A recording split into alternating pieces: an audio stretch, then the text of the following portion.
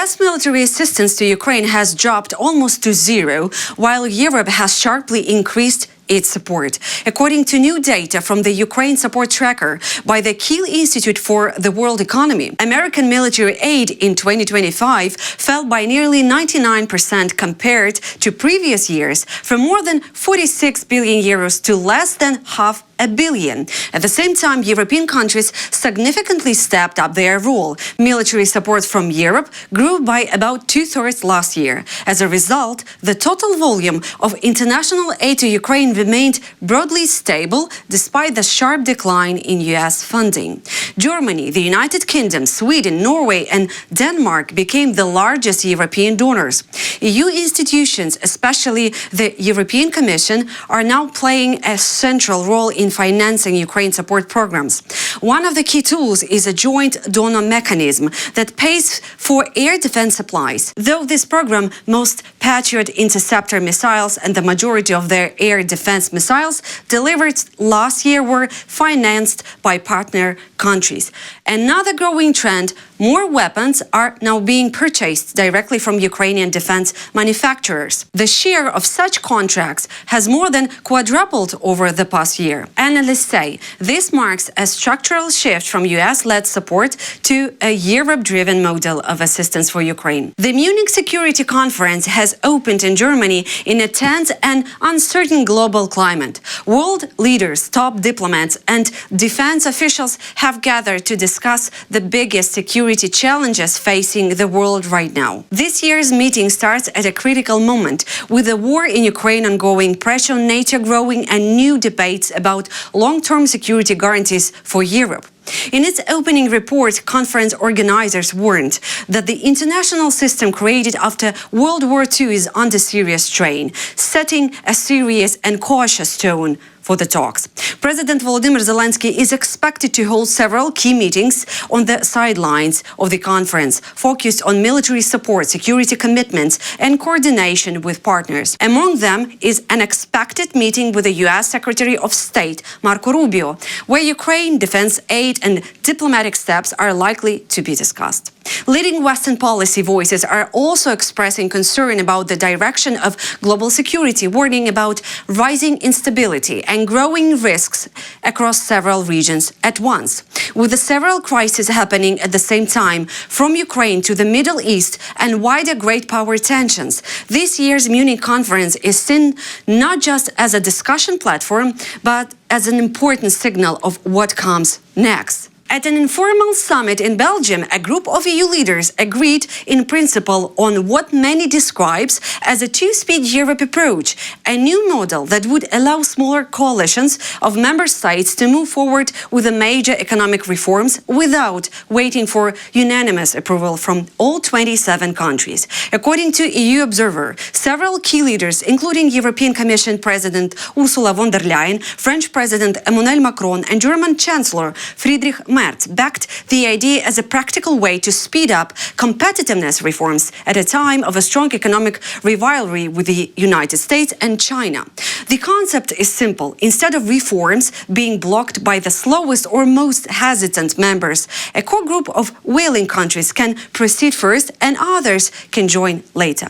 Former Italian Prime Minister Mario Draghi and Enrico Letta, authors of major EU competitiveness reports, also support this faster integration track. A growing number of people in Western countries believe that the world could face a global war within the next 5 years, but most are not ready to pay more taxes to prepare for it. That's according to a new international survey reported by Politico.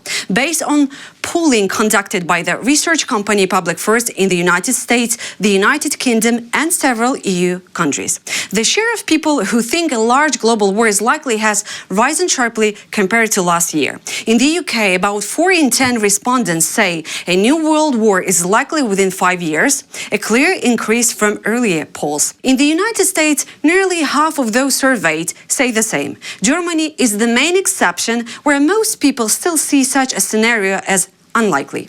At the same time, the polls shows a clear contradiction in public opinion. Many respondents support stronger defense and bigger military budgets in general.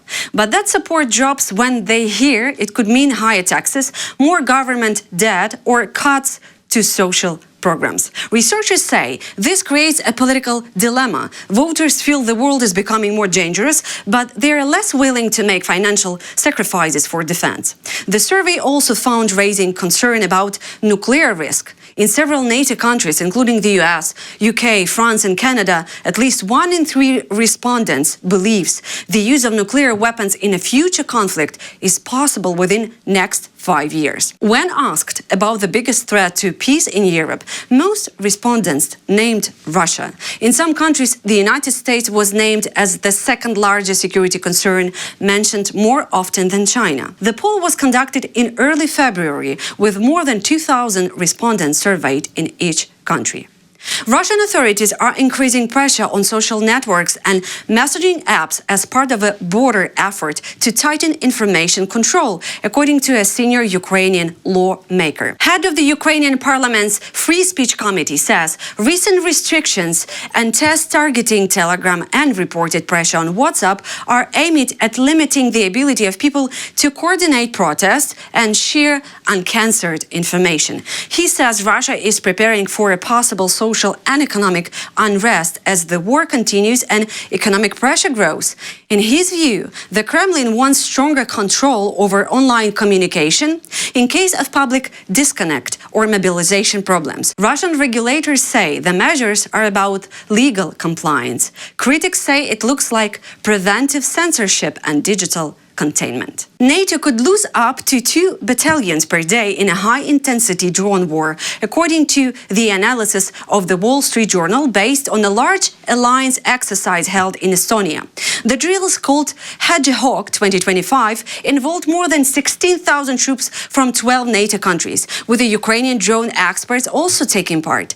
The scenario simulated a modern battlefield with a mass drone use and constant aerial surveillance, similar to today's war in Ukraine. According to participants, many NATO units still acted as if the battlefield were not fully visible from the air. In one scenario, large formations set up vehicles and tents without proper camouflage and were quickly destroyed by simulated drone strikes. Ukrainian specialists used the Delta battlefield system, which collects real-time intelligence, processes it with the digital tools and rapidly assigns targets. A small Ukrainian-led team acting as the opposing force simulated the destruction of dozens of armored vehicles within hours. Exercise commanders said drone density in the drill area was only about half of what is now typically on parts of the Ukrainian front, yet the results were already devastating.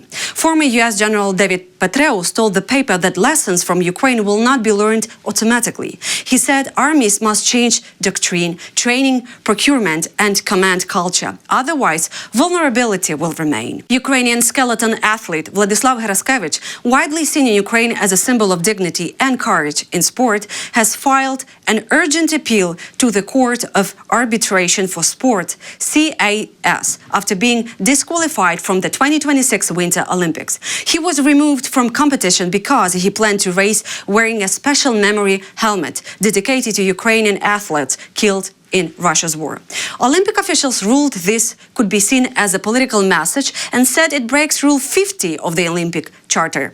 Heraskevich says it was not politics, but remembrance. His lawyer submitted the appeal under a fast Olympic procedure, which allows CAS to decide within about 24 hours. The court has already accepted the case and started review. Heraskevich says he was not given a clear explanation of what rule he violated. He insists he only wanted to honor the fallen and still hopes to be allowed to compete. 2 rounds of the event have already taken place, with final rounds scheduled next. The decision of CAS is expected very soon. Yeah, I feel the same as the last 4 days.